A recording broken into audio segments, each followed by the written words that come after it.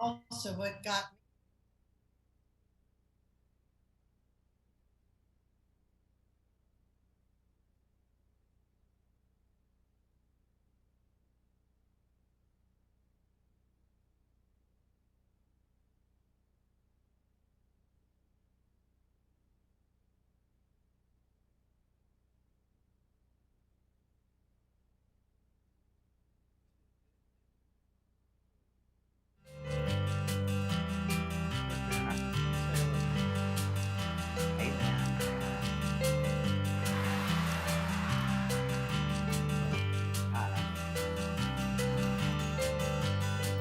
Dana, about the guy from the UK.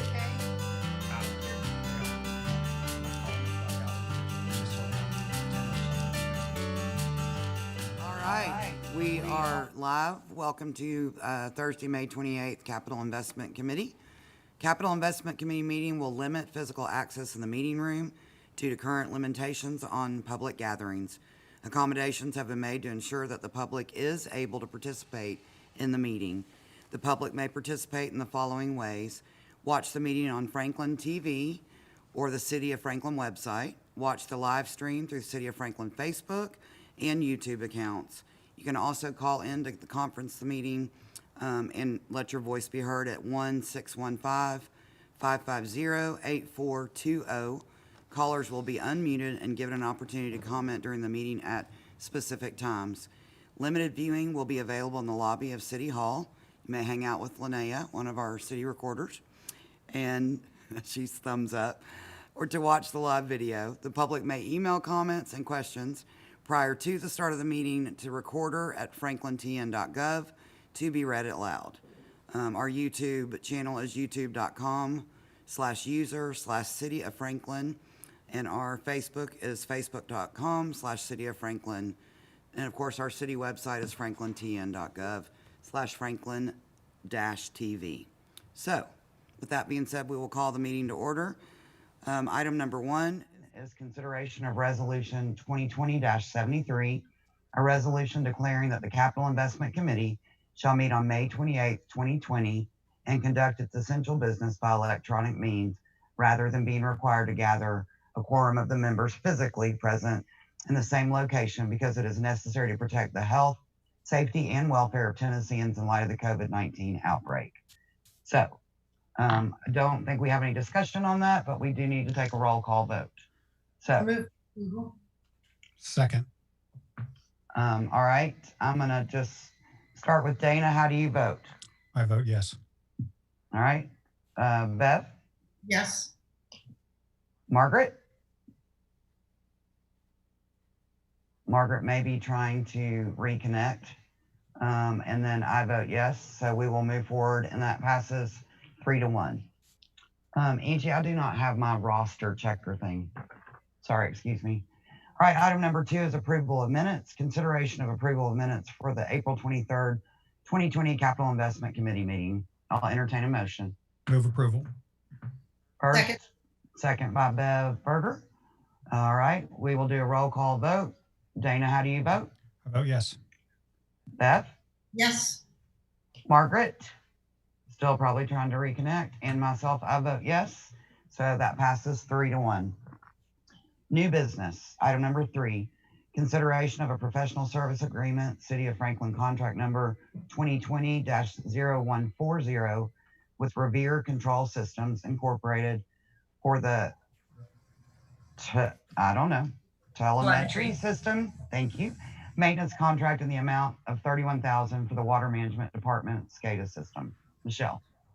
So this is a routine contract. We when we initiated the upgraded SCADA system in 2018, and we wanted to have an on-call contract with Revere, who is the integrator, to allow us to kind of perform that essential maintenance, and if there was any needs for after-hour services, those types of things. So this is budgeted for. It's kind of the routine on-call services that we like to have in case of emergencies. All right, I'll entertain a motion. Anybody have any questions? Move approval. Second. I do All have right. one question. It says amount not to exceed 31,000. Michelle, is that usually what it cost us, or is it under that usually? It's usually under that. We have what we do is we kind of negotiate a price, so it's based on the time and material. So we have the rates in that contract. We'll see of the people who are going to be responding to emergencies. So we don't necessarily call them to respond until we absolutely need them. So it could be fluid. It could be fluid, yeah. Okay, And so we would give them an amendment or do another professional services agreement for them if we needed more. But usually that's the case. thank you. All right, any other discussion? Roll call vote, starting with Dana. How do you vote? I vote yes. Bev? Yes, I do not see Margaret has rejoined us, so I will vote yes as well. Passes 3 and 1 abstention. I guess we would call that abstention. All right. All right, passes. Item number 4, consideration of resolution number 2020-67, a resolution authorizing the city of Franklin to provide sanitary sewer service to 3 properties in the Ellington Park subdivision, contingent upon all conditions presented herein. So this is our standard annexation and availability agreement that we have for the sewer for the properties around the new Henpeck Interceptor. This is we decided to combine all 3 of them to make it a little bit easier for you to not have to go through each of them individually. Sure. I can share my screen with you right now. This pink line right here is the interceptor location. So all of these properties are fairly close to joining. These are all taps for these. yeah, I don't see the screen. Okay, maybe I'm not doing this right then. Sure. Can you see the screen now? There you go. Okay. So the pink line is the interceptor layout. So these 3 properties, taps were made for them when we did the construction. So this is part of what we anticipated is each of these properties want to connect to the line to have the annexation agreement that is the typical, and then the availability that they're going to reimburse us for any additional costs that we incur with making the connection for them. So my question is, because I think what I heard you say is that they can hook on and then they're green to be annexed in when it's available. Is that correct? When the city deems it necessary, yeah. Okay. All right. Can I get a motion and then we can have any questions or discussion? Move for approval. Second. All right. Anybody have any questions or comments? All right. We will go straight to a roll call vote. Dana, how do you vote? Yes. Bev? Yes, I don't think Margaret is back with us yet. All right, so I vote yes as well. Passes 3 to 1 abstention, or absence, I suppose. Item number 5, consideration of Amendment 1 to City of Franklin Contract Number 2019-0312, a professional service agreement with Gamble Design Collaborative for the Aspen Grove Greenway Trail Project at a cost increase not to exceed $90,000. Paul, do you want to speak to this? Yes, sorry, I had to figure out how to unmute. I get you.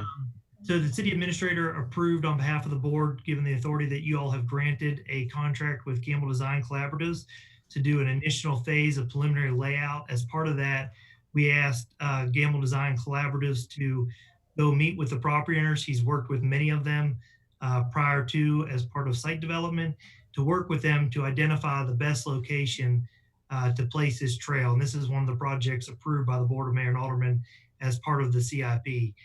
So he has completed that scope of services. He has talked with them, found agreed upon locations to place this trail. And this next phase would be to actually do the design services associated with that. We do know that there's probably walls that would be needed with this trail, given some of the topography that we need. So there will be another amendment where we need to get a wall designer and do geotechnical boring to accommodate those walls. But this will allow us to really hone in on the final trail location, the easements needed in the wall location, so that we can proceed forward with this project. We are recommending approval and happy to answer any questions. Randy, I have a question. Sure. Paul, since our budget has been switched around quite a bit, where are we getting the money for this, and how is it going to be funded? And Great is it question. feasible? Because I'd like to go ahead with this project, but I want to know where we stand financially on this. Yeah, I believe that this is through Parkland Dedication Quadrant funding. As far as I remember, and Eric can correct me if he remembers otherwise, but from what I remember, this was a project that we were going to proceed with through final design because the quadrant funding was in place. But I will tell you also that talking with Eric in our finance department, at every phase of a logical completion, such as design or right-of-way or construction, we are continuously checking in with finance and administration, and then ultimately, as they see fit, bring it to the board for decisions as we proceed forward with these. So, Okay. Now, I think if we have our Parkland dedication fees in hand and designated to those quadrants, that we do need to fiduciarily be responsible to go ahead and do our projects if we can.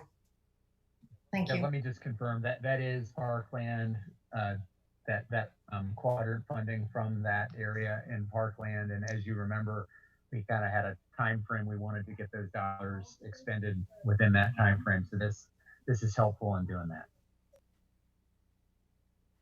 Thanks, Eric. All right. Can I have a motion, please? Move for approval. Second. Dana? Okay, I think Margaret is joining us. But she didn't hear the discussion that we just had, so it's kind of unfair to ask her. It's all right. It's all right.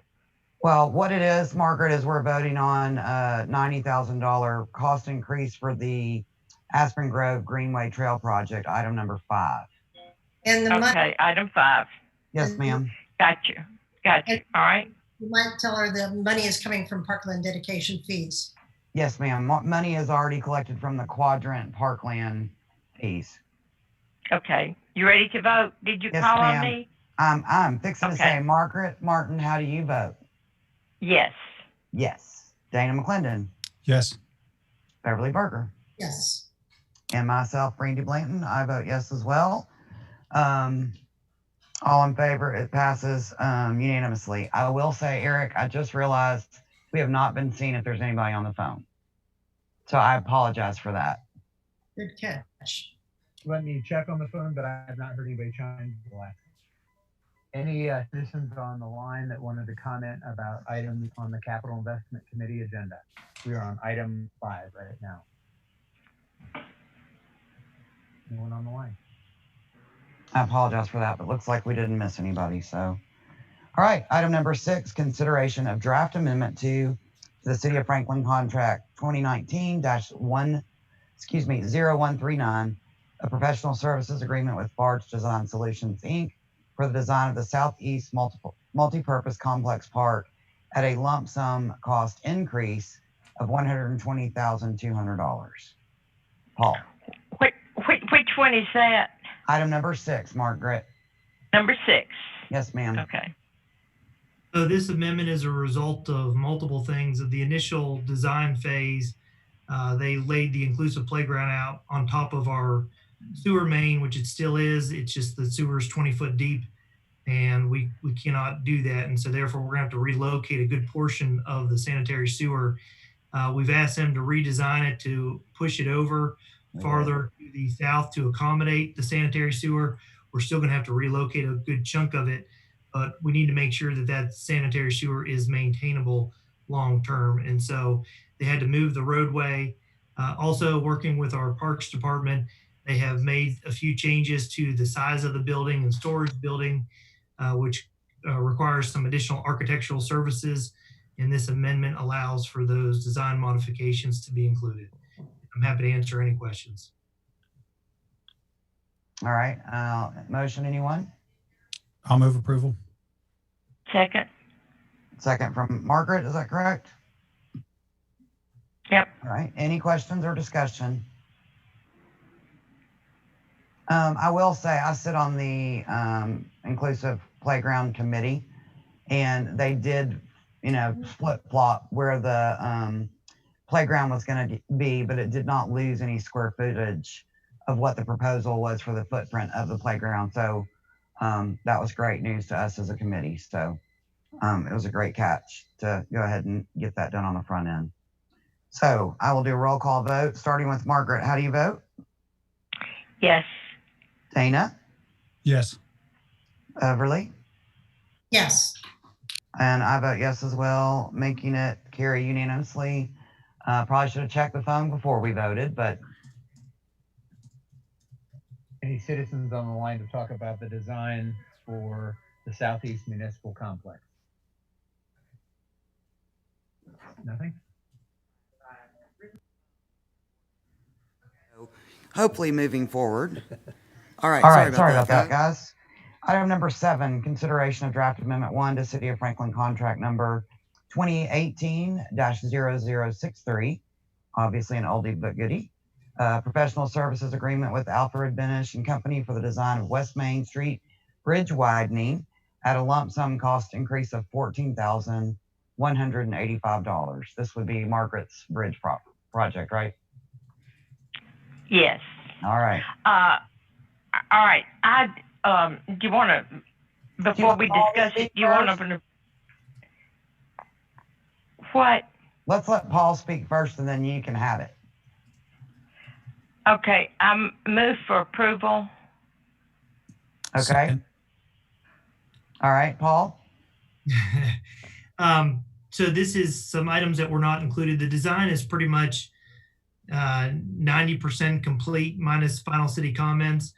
However, to be able to permit the job, we have to get a no rise through FEMA, and the hydraulic modeling was not included in their scope of services.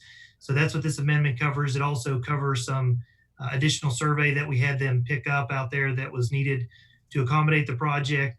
And so once we get these permitted, I will tell you that there are four easements associated with this project. But once we get this amendment passed, they're working on the easements now, and then we can start the easement acquisition process for this job. Happy to answer any questions. All right, I have a question. I thought this, when we went over our projects the other night, that this went to the bottom. True, it did go in the optional category. And I remember the number 75,000. I believe it's in the green go category, Paul. Isn't that correct? Yeah, it was a move forward to construction project. It was in the third group that was outside of the top 10 priority, but it was one we highlighted as a move through to construction. It's a green light. All right, and how much is the whole thing? I know this thing is an increase of $14,000, but good Lord, I don't know how in the world it could cost that much. And I apologize, I don't have the exact number handy. It was fairly large number for a small bridge widening, mainly because the right of way was still somewhat of an unknown. But I don't have that exact. Well, it seems to me that a piece of plywood on one side of the bridge would do just as well. I know what you say, but I just don't know why in the world it has to be so complicated and such a big job, Paul. As we widen, we have to move Middle Tennessee Electric overhead utilities, which is actually causing a lot of right-of-way acquisition needs because widening that bridge impacts one of their pole lines that they currently have. Well, then, maybe we just ought to take it off the list, I declare, and just let people get run over. Let them be careful going across that bridge. That's absolutely ridiculous to have them to have had it work for so many years, and then when they changed the bridge, they narrowed it to the point where nobody could get across it. I think we're just beating a dead dog. And I found the total cost from our summary sheet. It's still estimated about an additional $750,000 to do the work because you start getting into those utilities. Well, listen, I remove my motion. I don't think we need to go further with it. I don't think we have the money for it.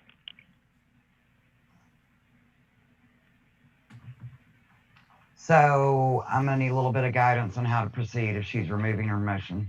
Anybody removing a second?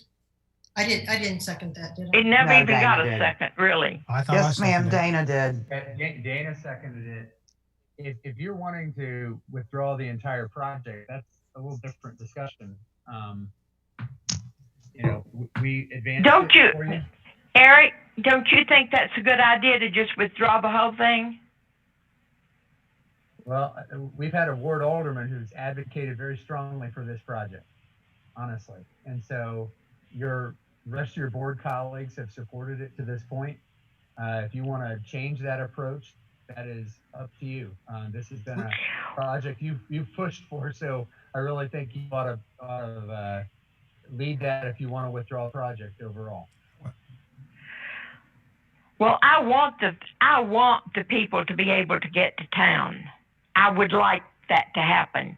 But if it's going to cost an arm and a leg to do that, then, you know, maybe it's just Margaret, not what?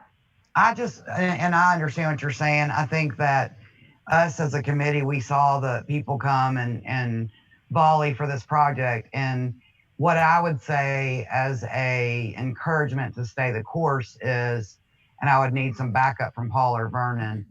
Yeah, the price tag's pretty high. So, but number one, that's what happens in municipal government. But number two, I think the money would not be all for just this project, because I think it sets us up for future projects when we do. Is that correct, Paul? When we start doing sidewalk improvements or whatever's going to happen down West Main, maybe not in our lifetime, this is going to kind of volley that up to be a less expensive part of it because it's already prepared. Would you agree with that?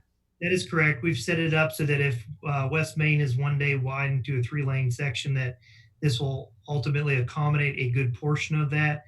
I'll say also that the plan has been to pair this project with the Pratt Lane Bridge, which is another project, bundle the two together to try to get a bridge contractor in here to pour those bridges very efficiently, quickly.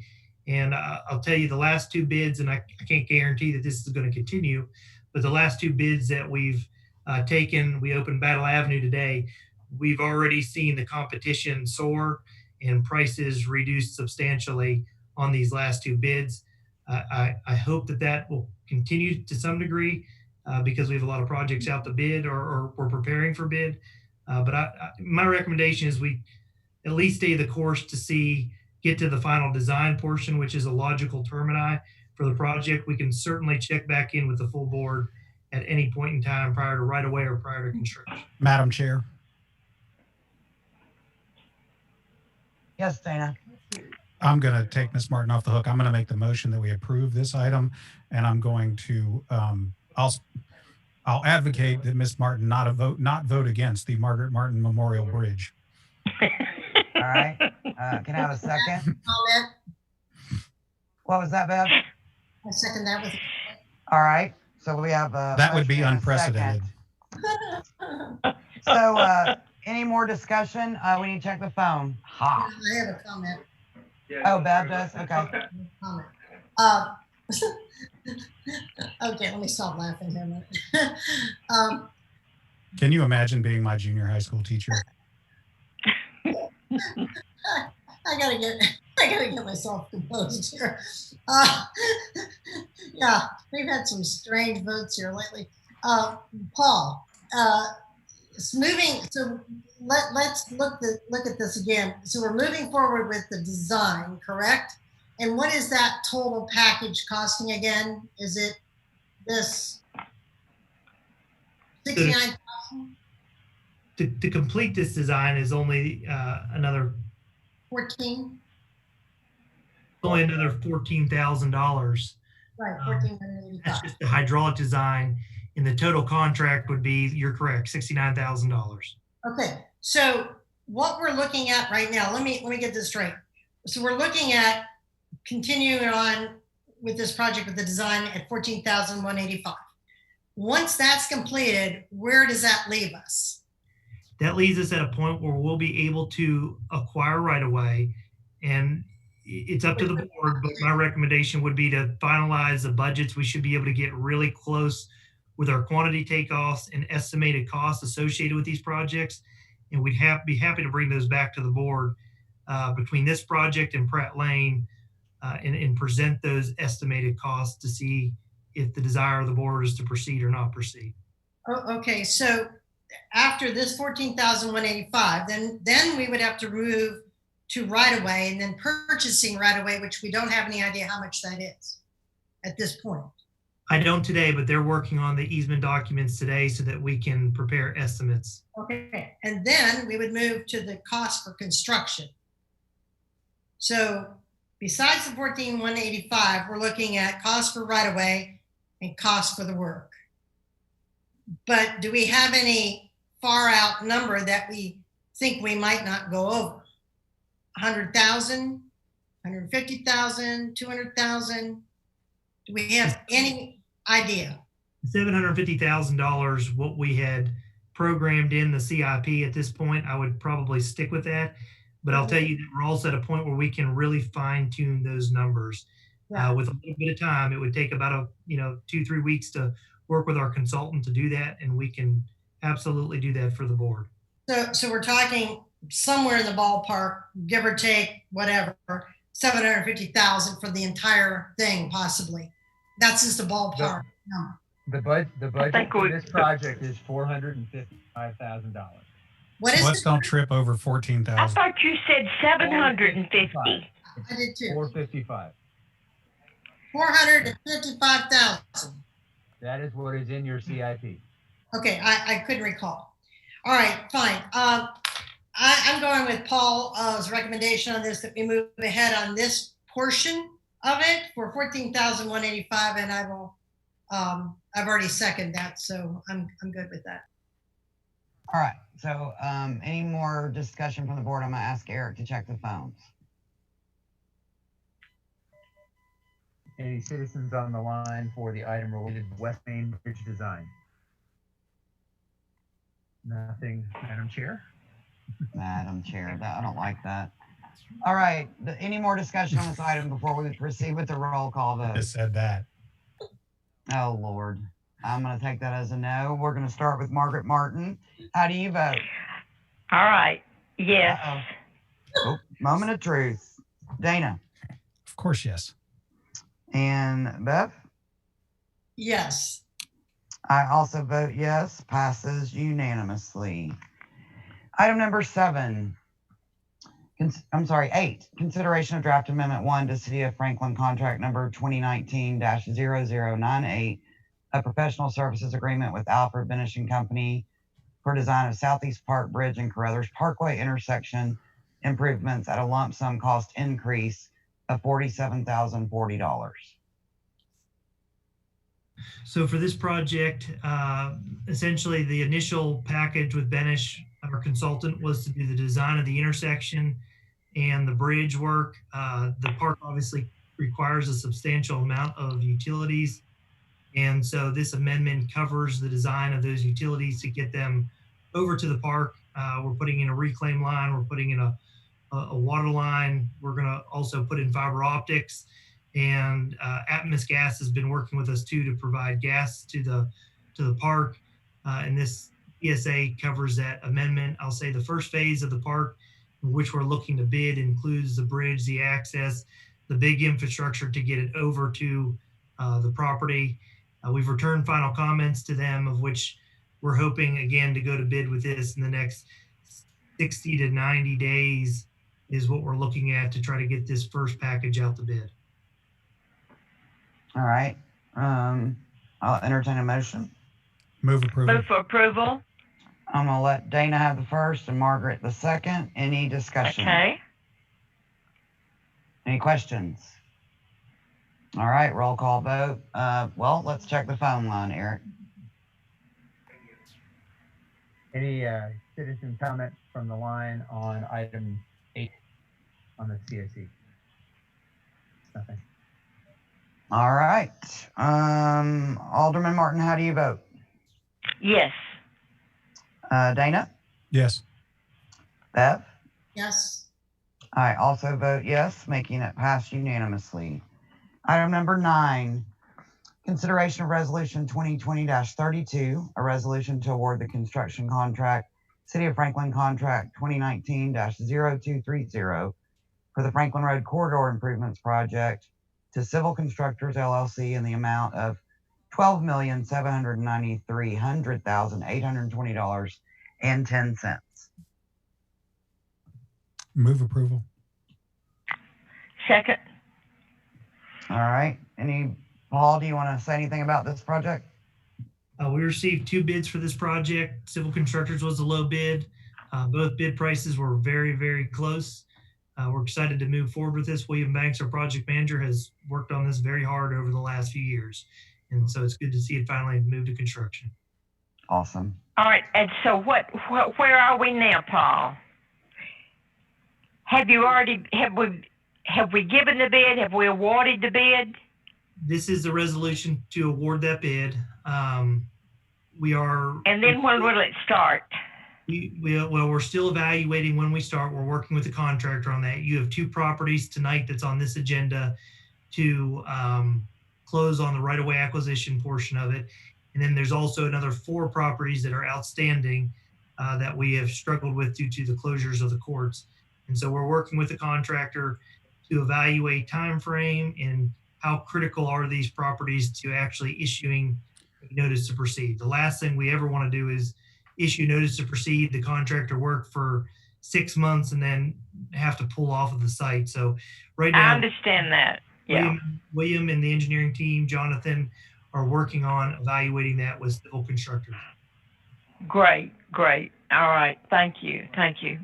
Well, one comment I'd like to make, and it might be important, it might be moot, is with this year's cancellation of the Pilgrimage Festival, I think we were always anticipating this being just a major beast of a disruption for that traffic pattern when that's going on. So I don't know, Paul, how you queue up the ball so that there's going to be, I don't know where it starts. If it starts at the bridge and goes towards Harpeth Industrial, but given this opportunity to have that, calendar open up, maybe we try to accommodate that. I don't know. So just a thought. So any other comments? Yeah, I have a comment. Sure. I desperately want to see this done. But it just boggles my mind that I may sit here and vote on a $12 million project for a road that's been in the hopper for a long, long time. And for 15 years, I've been battling McEwen 4, which we're definitely moving ahead on. Got a lot of money from the state and federal government, which is great. Not complaining. There's no complaints here. I'm very happy with Paul and his team's, Jonathan's, their work on this. But for me to vote on this and to see construction begin on this before construction begins on McEwen 4, it's the optics of it, unbelievably difficult. And I don't know, Eric, if you have any words of wisdom, or Paul, you want to say on this for me, because it is not me putting this project before McEwen. I just want to make that clear to anybody who's listening, because the optics of it would certainly tell that to somebody. Well, the suffering is not because of the thing. It is because of your thoughts about the thing. Yeah, the way to look at it is this: they're both high priority projects. They were both approved in the same grouping of capital investment projects for construction. Your 2017 CIP did the final approval for construction for both projects. The complexity of McEwen 4 compared to the complexity of Franklin Road, they're not even in the same league. They both have complexity to them, but McEwen 4 has a lot to it in terms of right-of-way, in terms of all the different elements that it's got to work through. It's a very challenging project in that regard. So there's just more design work and more complications associated with it that just drive that. And these two projects are in a similar timing in terms of their ultimate initial approval in terms of funding construction. So they're really moving along. It's just will probably be a year later in the bidding of McEwen Ford just because of the complexity of the project. That's the best explanation I can give you. Paul can probably give you more detail. And it seems that we've not had as much delay from the state on this project as we have with more hoops that we've had to jump through just because of complexity. Sure, and there is no state funding in the Franklin Road project. Yeah. There's state and federal dollars. Over 60% of that project is funded by state and federal dollars, which does drive another layer of complexity as well in terms of compliance with their requirements. So it does have that difference as well. Thank you. I appreciate you weighing in on that because I think it's important to go on record with that. I certainly understand that. I just wanted that to go on record. Thank you.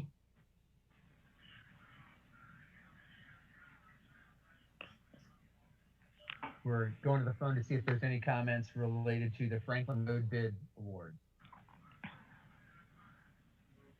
No comments. All right, any more discussion or comments? Roll call vote, starting with Margaret. How do you vote? Yes. Dana? Yes. Bev? Yes. I also vote yes, making the motion pass unanimously. Item number 10, consideration of draft amendment 1 to City of Franklin contract 2019-0091, a professional services agreement with CDM Smith Inc. Oh Lord, for the Robinson Lake Dam rehabilitation at a cost increase not to exceed $159,960. I apologize. I was thinking dredging when I read that and it scared me. So, Paul. There will be no more dredging projects. I'm done with Okay, my heart stopped. So this increase basically provides for the entryway in a initial parking lot, lighting, landscaping to accommodate it. The Robinson Lake Dam design is approximately 60-70% done. We're going to be building a major entrance into there, putting down a big laydown yard. The thought process was the rock will already be there. We can simply turn it into a parking lot and have access to that park. This phase also includes putting the trail around it. I will say, like all capital projects, will be, once we get farther along with design, we'll be evaluating if we decide to proceed with the board could decide if they proceed with the entire project, doing the trail all the way around Robinson Lake or a portion of it. But the dam work is something that needs to be done. And so I'm happy to answer any questions that you have. I have a question based on, I know we keep going back to our meeting Tuesday night and the CIP, and Eric's got the list. On there, it's identifying the Lockwood Glen Park. Is that, I know it's Robinson Lake, but are they going to be considered two separate parks? Because that's what I'm feeling as we keep moving forward with different things. Well, they're really going to be connected physically. And you think of the Lockwood Glen component as the passive park, sort of the Pinkerton Park, and think of the southern portion, the complex, as more of a Jim Warren, more of an active with the sports field and the inclusive playground. So they are for the purposes of the CIP, they were done separately, but they really are related to one another. And with their design and programming outlook, we've looked at them as really one complex. Thank you. Just as we move forward, I was trying to clarify for my own use too. Any comments or questions from the committee? All right, I'll entertain a motion. Move approval. Second. All right, first from Dana, second from Margaret. Would you like to check the phones, Eric? Any citizens on the line related to the Lockwood Glen Park and dam restoration or rehabilitation? No one. All right, roll call vote, starting with Margaret. How do you vote? Yes. Dana, Yes. Bev. Yes. All right, I also vote yes. Motion carries unanimously. Item number 10, consideration of City of Franklin Contract 2020-0052 and City of Franklin Contract 2020-0053, a warranty deed and agreement for dedication of easements with the Factory at Franklin LLC for property acquisition associated with Franklin Road Corridor Improvements Project. I can't read as fast as Ken. At a respective cost of $7,370 and $97,423. This Paul. is easements and right-of-way needed for the Franklin Road project. Our law department was able to work with their attorney to settle this one. And so we're excited to move this forward. And it's all been based off of appraisals. All right. Motion from anyone? Move approval. Move for approval. All right, we're gonna go first for Dana, second for Margaret. Mhm. Any discussion? I will say I noticed that the water tower is now green. It has been painted, Yes. which is good news. Don't know the color scheme, but I'm glad to see it getting some love. So Well, at least the rust is gone. yes, ma'am. And I'm surprised I didn't see it happening, but I'm glad to see it done. I hope that structure Mhm. reinforced. Yes. All right, with no questions or comments, I'm gonna ask Eric to check the phone, please.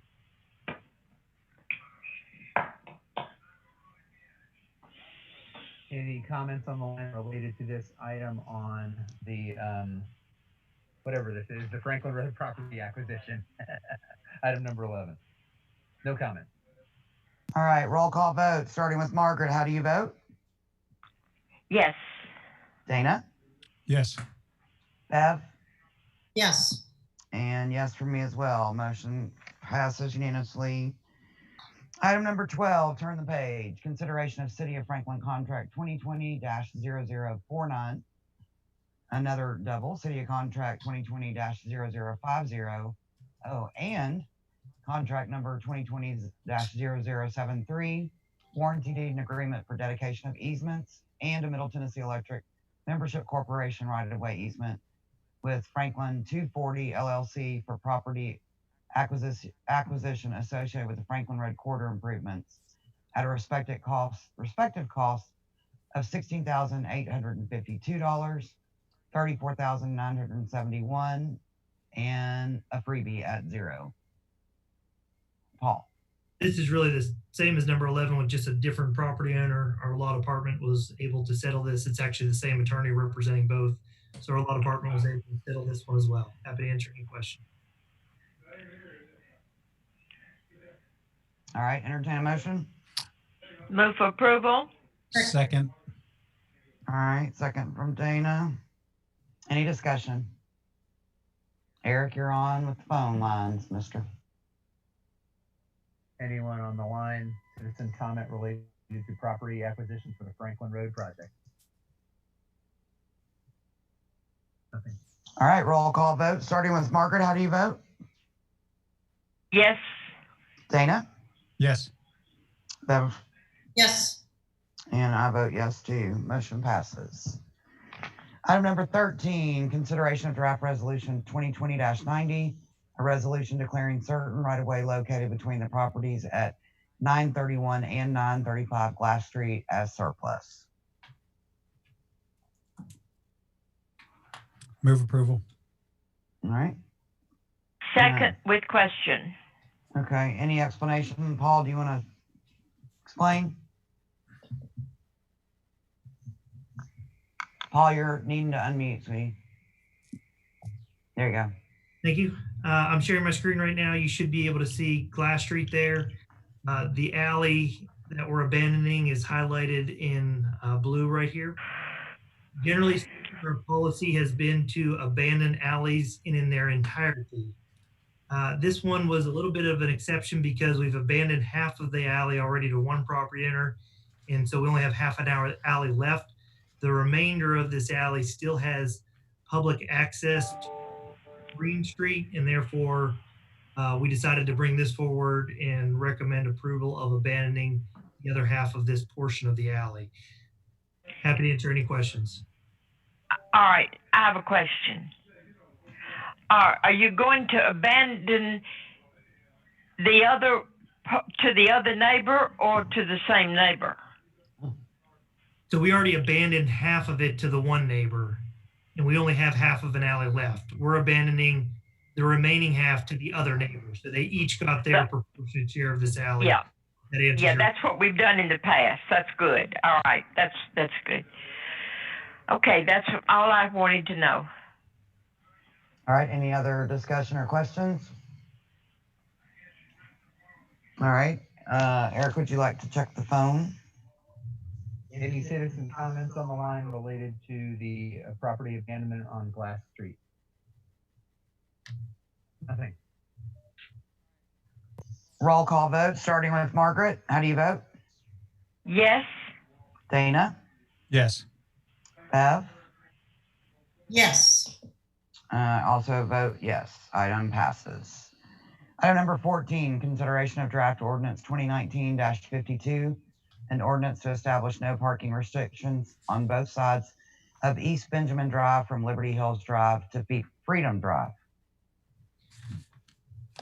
So I'm going to recommend that we at least discuss item 14, 16, and 17 together. This exhibit will cover all of them. Okay, That's okay with the chair? gladly. So we received a request from the Homeowners Association to do no parking within the Liberty Hills HOA. The first section I'm going to talk about is up here by Liberty Pike, and you should be able to see this green. It's bordered by HOA property on both sides.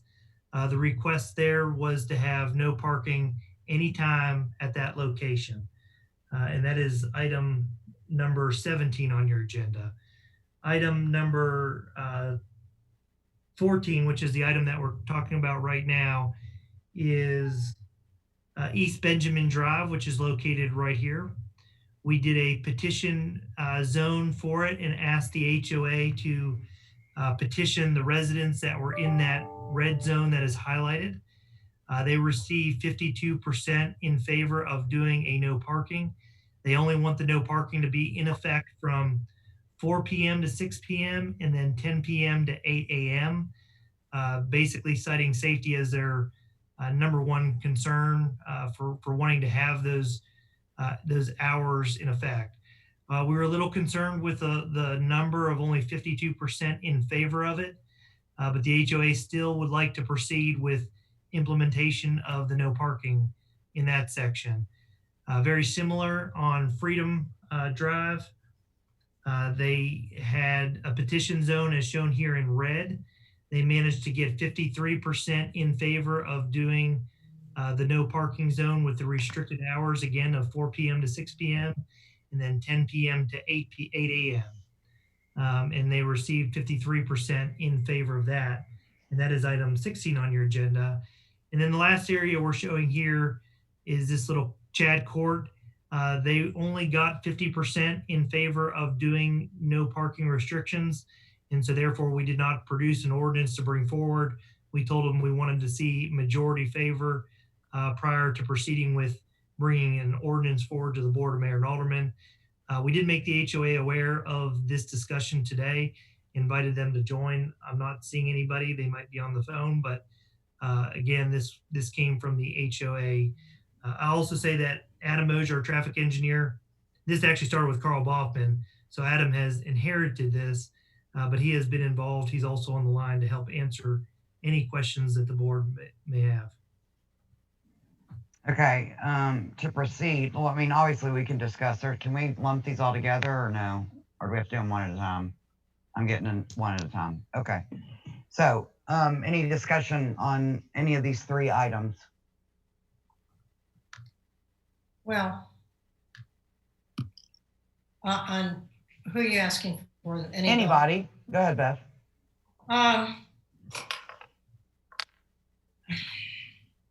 This is a tough one. So, Paul, the East Benjamin Drive, which ones are 4 p.m. to 6 p.m. and 10 p.m. to 8 a.m.? Both of those, Freedom and Benjamin? Yes, ma'am, both of those, Freedom and Benjamin. Okay, and they didn't get enough for Chad. Okay, so that's out right now. We have 10 out of the 19. 52%, 8 out of the 15. I was contacted by 2 people on those drives. It's funny. I've not been asked much about supporting this. I have had 2 calls asking me not to support it, Mhm. and any calls asking me to support it, which I find a little odd. I did go to that one meeting, Paul, that we had at the TOG, if you recall that one that we were in, to discuss this, because at the time they didn't have 50%, 51%. And some of the people argued about how that was actually taken. And then they said they were going to go back out and canvass the residents again.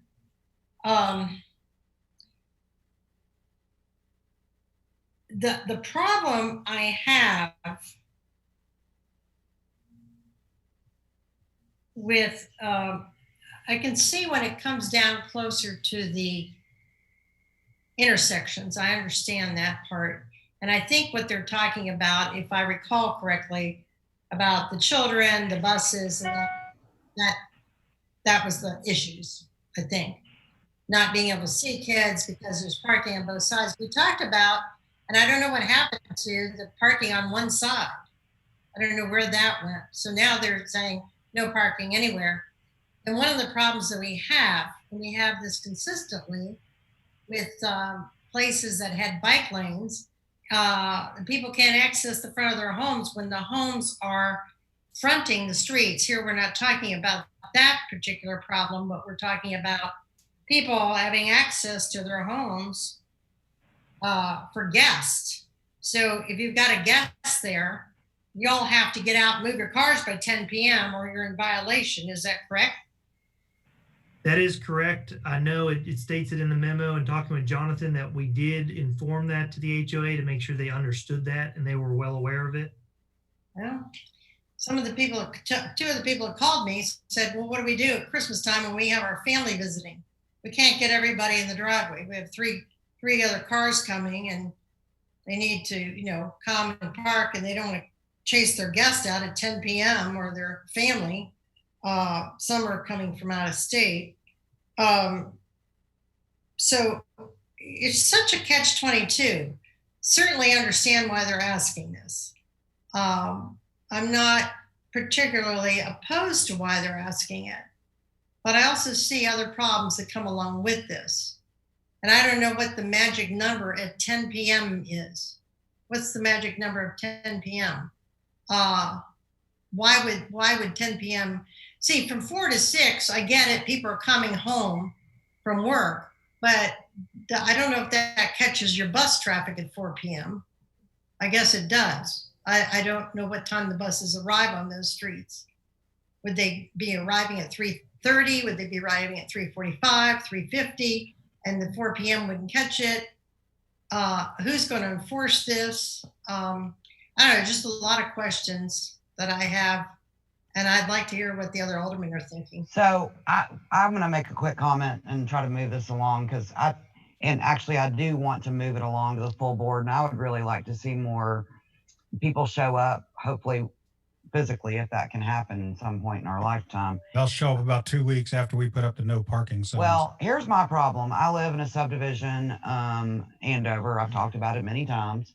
And we have 4 people that live in our house and a driveway that doesn't accommodate but small amount of cars. So we need that on-street parking. And Andover, I'm not going to go down that road. I do understand for them to say no parking as you enter Liberty Pike, because you don't want people coming to use their water feature that they have there and that become a parking lot. I have a problem when you're limiting on-street parking for a residential neighborhood that is a neighborhood that is full of families and children grow up. Houses. Well, but children grow up and children drive, and at some point you I know parking. There's a car parked in front of my house right now. So I don't get bottom line, I don't know that I can support this, but I do think we need to move it through because 52%, 53% is not a screaming majority to me. So I think there needs to be more discussion from the residents and really, dig into this a little bit deeper. But I am in favor of moving it to the full board. Well, I have one question. Are the buses able to get down that street with Yes, ma'am. cars parked on it? That subdivision is one of those that is created with very wide roads through it, quite a bit. Well, it's interesting because West Haven has narrow streets, and parking is encouraged to slow speeders, and the buses don't seem to have any problem there. Gotcha. Sure. Yeah. Well, we're going to deal with these one at a time. I do want to go to the phones before we start voting these. And see Okay. if anybody has anything to say, Eric. Do we have any citizen comment on the line related to parking restrictions in the Liberty Hills neighborhood?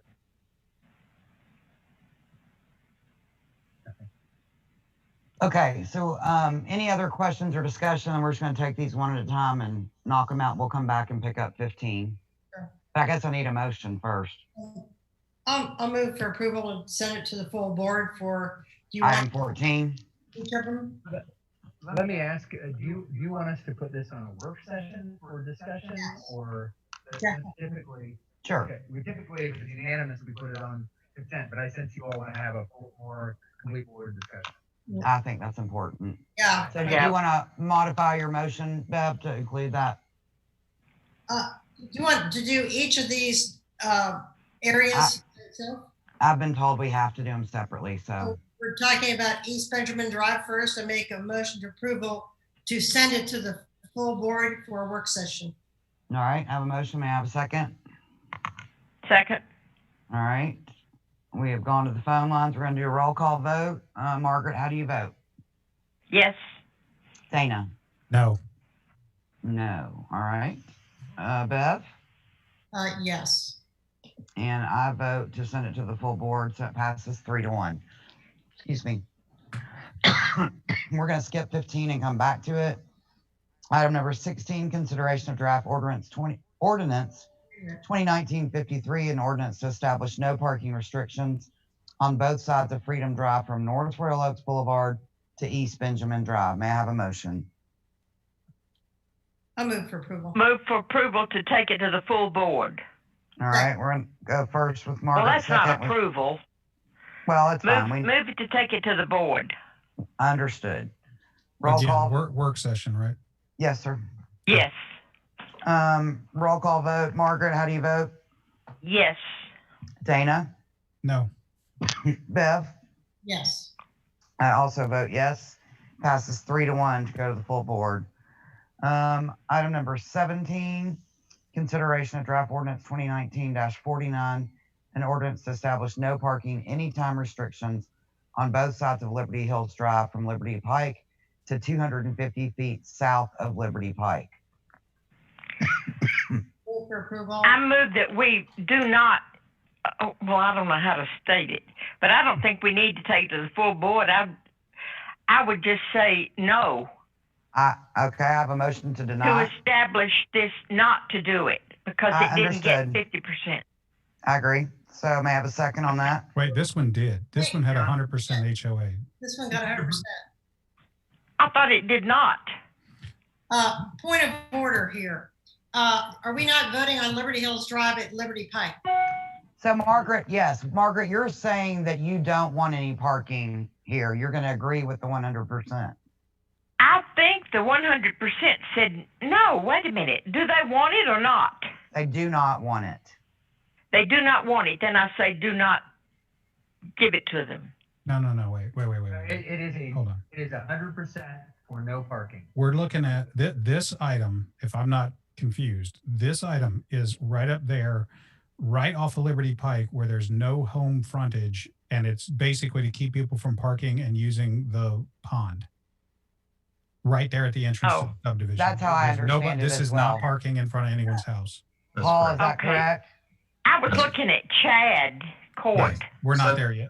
That's correct. 17 is the one you're on right there. Okay.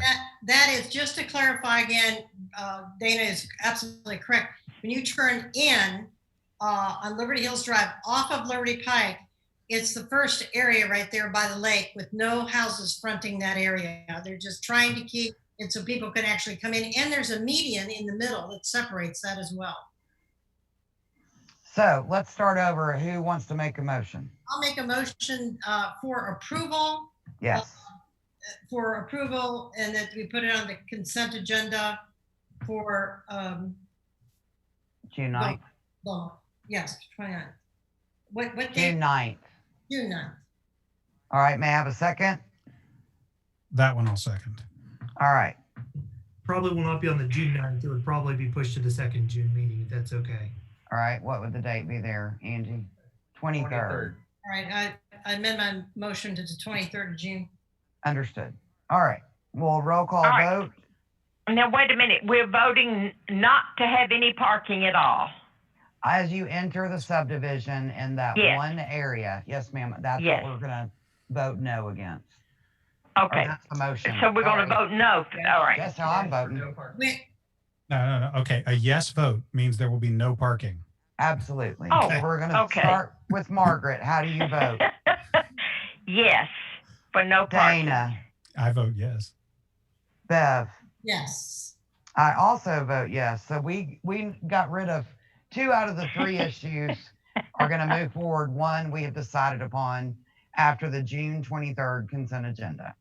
All right. Okay. Moving on, I'm going to go ahead and capture 18 and then we'll go back to 15. Discussion concerning the Cool Springs East Jordan Branch Restoration Project. Paul. So this project has a lot of history to it. Initially, it was in the engineering stormwater budget to proceed with the project. We held multiple public meetings. Just as a reminder, it drains about 50 acres from the golf course through the subdivision. They have severe erosion along the banks. It is highly vegetated with trees. One of the major problems that we city staff ran into during that time frame was when we attempted to take the project to bid, we couldn't get anyone to bid on the project. Most of the bidders took one look at it and said, look, unless we can get access through these residential properties to do the tree removal, we're unable to provide you a bid to be able to complete the project within the 60-foot existing easement that's there today. And so we went round and round talking with people, and we were unable to get any of the residents to actually provide those easements to us.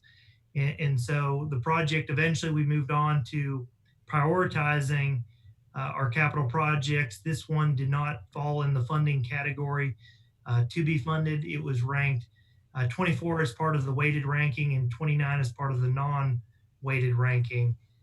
And so we've been working on the project ever since. The HOA recently on April the 6th submitted a letter to us stating that they're committed to providing $100,000 in funding for the project and would like us to continue to proceed with that project.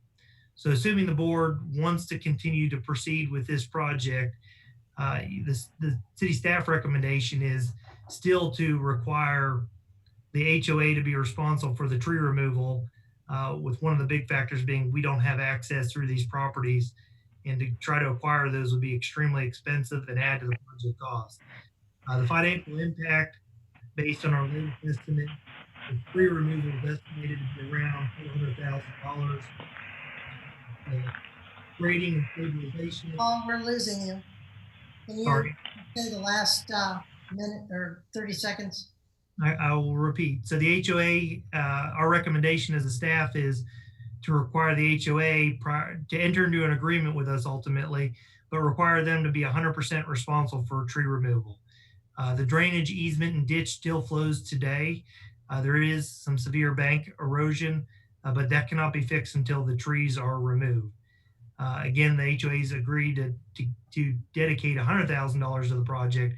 The staff recommendation is to require them to actually physically manage and remove those trees. And with that, if the board wants to proceed, the grading and stabilization of the channel is estimated to be around $900,000. I do know that their HOA president I believe President Mr. Dixon's on the line, and I'm sure he would like to address the board. And with that said, I'm happy to answer any questions that you have.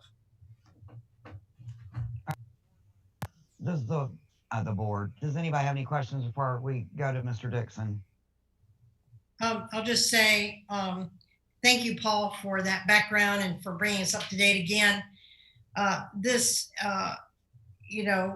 is a very severe erosion area. People have lost big chunks of their backyard. We have a large tree bases falling down. And when storm comes, some of these very, very large trees topple over and take a big chunk of the bank with them, and sometimes part of their yard. I would, Brian, when you speak in a moment, been working with your past president, Mr. Schmidt, and then you now over the years. And this is a project I don't think that we can ignore.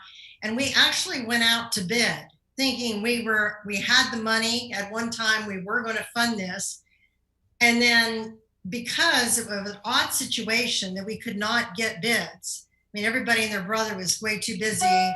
And then the daunting project was too much for like one company. So we never were able to get that. We went out 2, I think, or 3 times for bids. And then we finally got that tree company that said something that they would commit to it, and then at the end pulled out. So I really like the fact that East Cool Springs has partnered. There's not many HOAs that would be able to even fund $100,000. This is a significant amount. And my worry is, I know money is tight. I know it's extremely tight, but this situation, that this erosion continues to get worse and worse and worse. I've been out there, I've seen it, I've walked it, and it's pretty scary at times to notice really what's happening out there. And with an HOA willing to put in $100,000 now, which I don't know, Brian, how you all accomplished that, but congratulations on that. This project, every month, every year, doesn't get any cheaper, it gets much more expensive. And I've just watched the expense over the years, how it's increased. So this is a really serious matter. I think that we're really going to have to sit up and put attention to. And I'm sure that Mr. Dixon can speak to this more. Mr. Dixon, if you'd like to go ahead and speak to the committee. Certainly. I definitely appreciate the committee's time today. I'll probably go ahead and do your addresses if you were standing here. Oh, sure. It's forget Brian the Dixon. Formalities. Brian Dixon, 205 Bateman Avenue, Franklin, Tennessee. Thank you. Obviously this is something we've visited a number of times. We went back and were able to look again at options for quotes on having the trees removed. And since the last time that we were in front of the committee or in front of the board, we actually were able to obtain 2 additional quotes, possibly a third one as well, I believe. I was just trying to find the third one in front of me, but I've got one for $191,000 to remove trees, and then a second for $480,000 to remove trees. So clearly there's some discrepancy in price. I know we'd had that previous quote that was that was much higher than what the expectations were, which was why it was sent back to us and asked for us to explore other options. I don't know if you all remember that, but we essentially had our property manager's maintenance company, Gertner, that had proposed a bid that was, I believe, around $600,000. And that was viewed as being much higher than what the estimate was. So we went back and we did some of our own work, and reached out to other people trying to get additional bids. So again, where the city was unable to get any final bids over a period of 2 to 3 years, working with different contractors, we were able to go back out, working on our own time to try and find some other bidders on this. And we were able to find at least 2, and like I said, possibly a third, but I was trying to find that one. But again, the 2 bids that came in were $191,000 and $480,000. So when we talked to the board the last time, they had asked for us to, offer some form of participation. They had also asked for us to, come back with a proposal on, moving forward with additional bids. So that's what we've done. We've got the additional bids. We also had passed a resolution to help fund the project as well. That's really what we're asking for right now, is we're asking for an approval to move forward on this longstanding project from where we are now with the HOA's participation at 100,000. Thank you so much, Mr. Dixon. Appreciate you taking the time to sit through our entire meeting to be last on the agenda. Does anybody else have anything to add? All right, Eric, if you check the phone lines to make sure we've got anybody who wants to make Any citizens on the line related to the Cool Springs East Jordan Branch Restoration Project? No one on the line. I have a question. Sure. How are we to understand the disparity between these bids, one of them being less than half of the other? And not only less than half of the other, but a fraction of some of the ones we've heard about in the past. I can do my best to try to explain it. I believe Gertner had a huge markup on some of their subcontractors, which was that original 600 number. And that's why we were very much against that. And then these other numbers, the 191,500, we've looked at it. There are definitely some disclaimers in there. It talks about having to have access points ironed out prior to finalizing the number, and it may not include all the tree removal necessary. And so we've evaluated these. While two of them seem to be reasonable based on the scope, the $191,500 we have a lot of questions on and don't feel that it involves the entire scope, if that answers your question. But again, a lot of these bids are based on having access through private property, of which the city does not have. So we would expect the 191 to creep. Yes, I would expect. So. The other thing I have a question about, I think we've covered this before, but if the HOA is receiving the quote, obviously when we have to get quotes or bids, it's a totally different markup, so to speak. How do we participate from a fiduciary standpoint in a bid from an HOA legally and them honor that price with us? Dana, do you know how that works? You follow what I'm saying? I understand your question. I think the HOA just becomes the prime customer and we make a contribution to the HOA. It would not be our bid. We would not be a party to it at all. We would essentially be reimbursing the HOA whatever we agreed upon. It would be their contract with their private contractor. And is that something we've done before? I mean, no, we don't do it as a practice, but. We have worked with other entities to provide support. It is unique. You need to have some form of agreement about what your responsibilities are and what theirs are. But this is one approach to break the project into components and do a cost sharing. Is it similar to maybe a Franklin, Friends of Franklin Parks, even though it's a nonprofit? This is very similar to what we do with developers. As they develop, we enter into agreements for them to provide improvements, and then we simply reimburse. I would assume we would structure an agreement very similar to that. Yes, and while we're talking about this, it's, this is that would probably be the way we would do it. Absolutely, I would think so. But it's a very unique situation because we, like Paul, you said to me, we've never had this situation before where we didn't get bids.